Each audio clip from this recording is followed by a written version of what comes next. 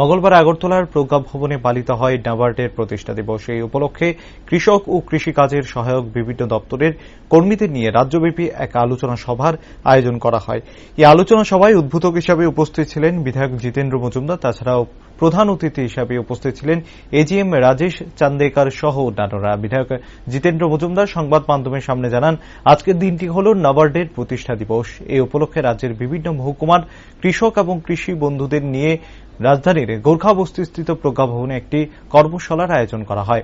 12 জুলাই 1982 সালে নাবার্ড বোর্ডের আত্মপ্রকাশ হয়। তিনি আরো বলেন, গত 12 জুলাই নয়াদিল্লিতে কেন্দ্রীয় স্বরাষ্ট্রমন্ত্রী অমিত শাহ দেশের বিভিন্ন প্রান্তের আধিকারিকদের নিয়ে এক কর্মশালার অনুষ্ঠিত হয়।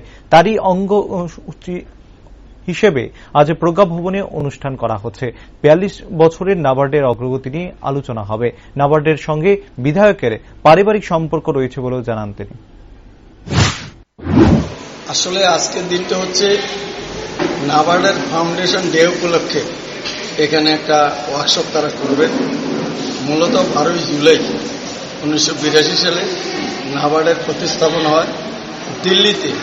এই 12 তারিখে আমাদের গৃহমন্ত্রী মাননীয় অমিত শাহজি সেখানে সেন্ট্রালি করেছেন। তার জন্য এখানে জিএম যারা তারা সেখানে গেছেন, কেন্দ্রীয়ভাবে অংশগ্রহণ করেছেন।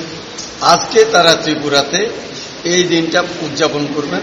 তার জন্যে আজকে অনেক ফার্মারদের ডাকা হয়েছে, বিভিন্ন লাইন দপ্তরকে ডাকা হয়েছে।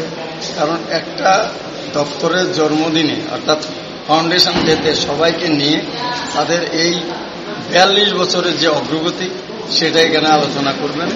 তো আমি এখানে উপস্থিত, আমার সাথে নাবার্ডের সাথে যুক্ত আমি 2003 থেকে, আজকে প্রায় 20 বছর তাদের সাথে আমার একটা সম্পর্ক।